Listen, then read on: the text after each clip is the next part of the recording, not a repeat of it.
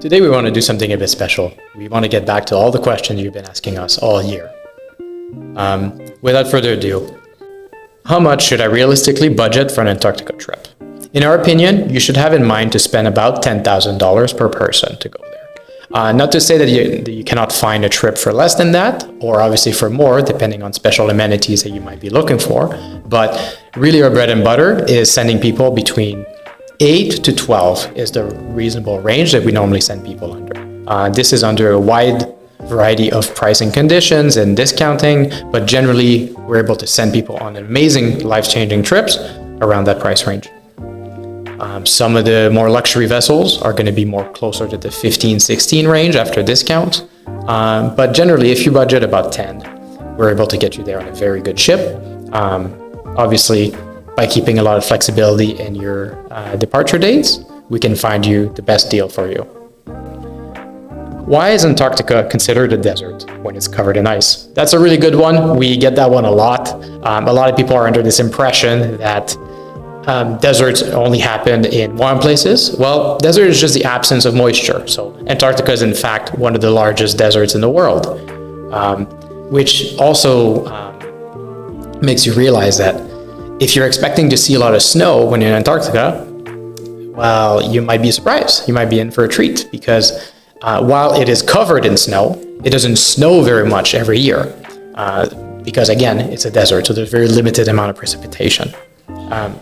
Fun fact, the Sahara Desert gets more moisture than Antarctica does. Another question, is the Drake Passage really that rough? Well, there is a saying, it can either be the Drake Shake or the Drake Lake. So in our experience, we've had guests that have experienced it all sorts of ways. So in this 2025 to 2026 cruising season, the waves were actually a lot less rough than in the previous years. However, we've seen a lot of wind situation in Ushuaia, which may have caused some delays. Our best advice is to be prepared for both, right? So if you're susceptible to seasickness, to have the right medicine with you on board or the bracelets, and also picking wisely the ship that you're going to go on. So some of the newer vessels with the crossbow or X-bow type of stabilizing systems allow you to get through the Drake Passage without too much roll, which makes it a lot more pleasant for you. How many species of penguins live in Antarctica? Well, that's a good one. As a matter of fact, there's only 2 species that breed on the continent itself. The emperor penguin is the Adelie penguin, but 5 more breed in Antarctic and subantarctic islands. So by that we mean all the islands that are between, let's say, Argentina and the great continent itself, including King George Island, including all those other subantarctic islands. So of those species that are in those subantarctic islands, we have the gentoo, the chinstrap, the macaroni, the king, and my personal favorite, the rockhopper. Another really good question we get a lot, what is the best month to visit Antarctica? The reality is that they're all good months to go, as long as you can go. The months to visit Antarctica are from November all the way to March. However, with climate change, the season has started to expand a little bit, so we're seeing a lot more expeditions going in late October, and also extending the season at the tail end as well, so more into the beginning of April. However, the core season is truly your November to March. And then the best months to go during that Antarctic season, it depends on your preferences, but every month brings something quite unique, right? So if you go early in the season, you can see Antarctica in its most pristine, right? So the snow is crystal clear, white. A lot of the penguins haven't necessarily arrived and made a mess of the entire landscape quite yet.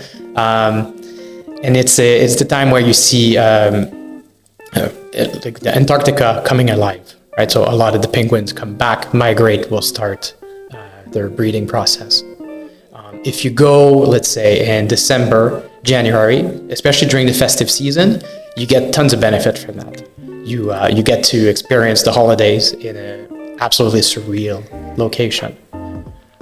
In addition to that, you get the permanent daylight, right? So around the solstice, you will have near permanent brightness, meaning that like it could be midnight and it's not going to be complete brightness, but you're going to have almost a sunset at midnight.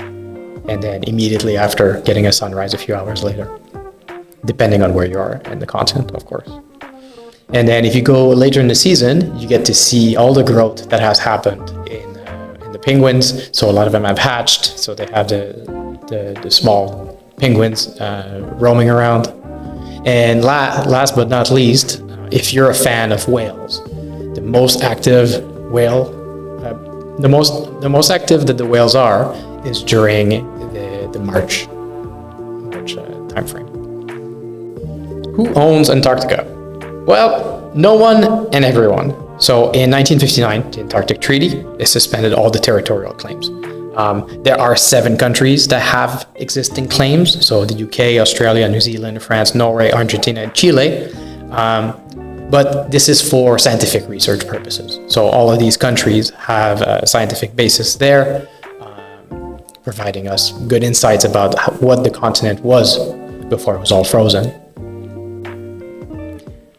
What camera equipment should I bring to Antarctica? Well, it is a personal preference at the end of the day. We recommend bringing whatever you're comfortable using. Antarctica is not the place to get familiarized with a brand new set of gear that you've never used before. So if it is your iPhone, bring your iPhone. If you prefer your DSLR or your compact, bring that.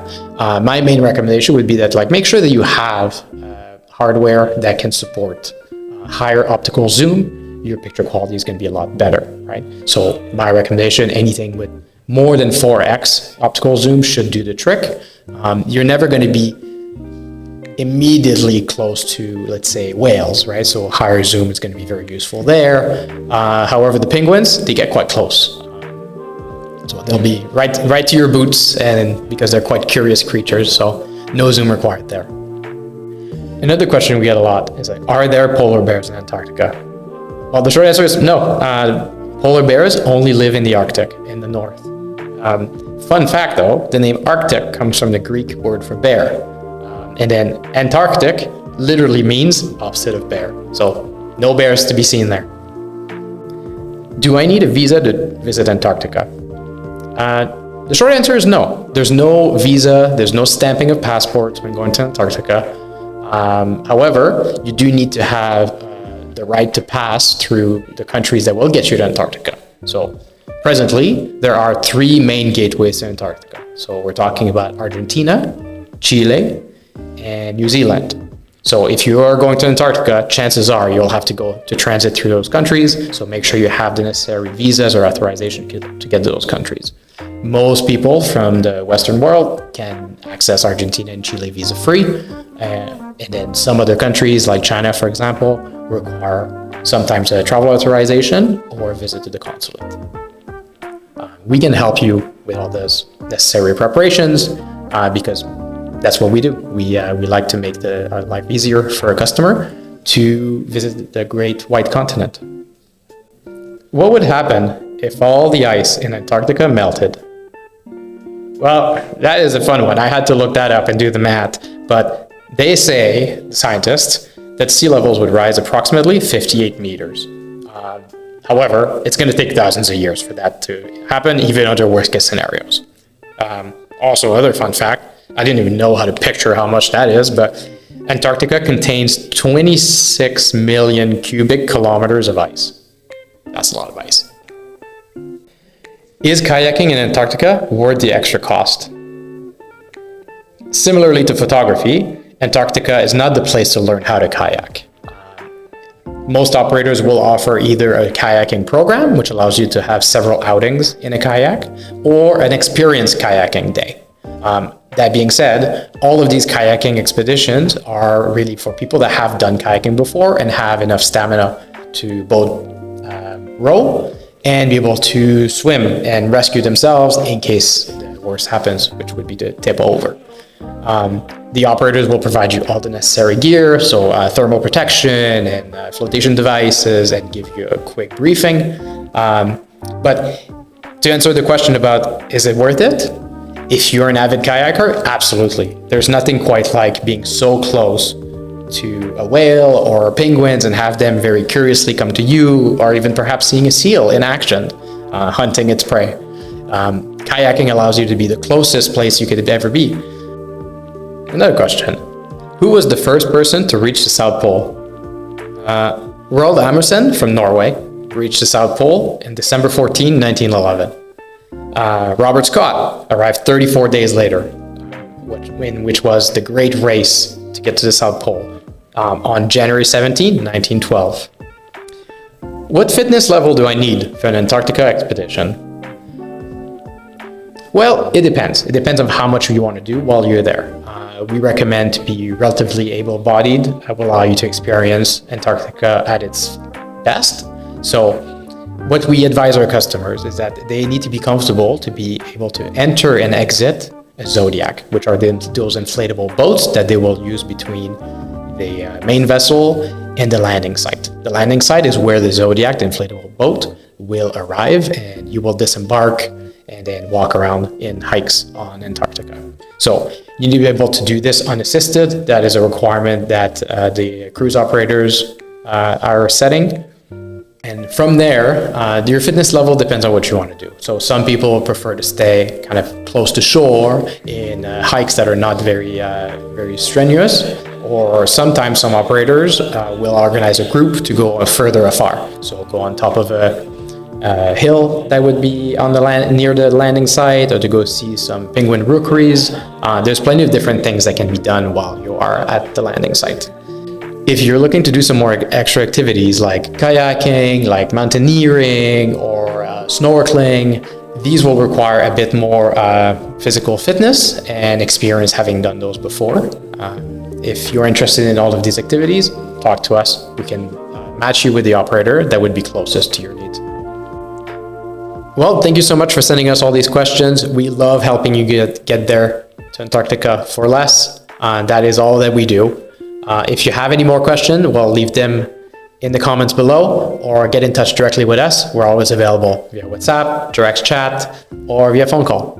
I'm Al with Antarctica. I hope to get you there this season.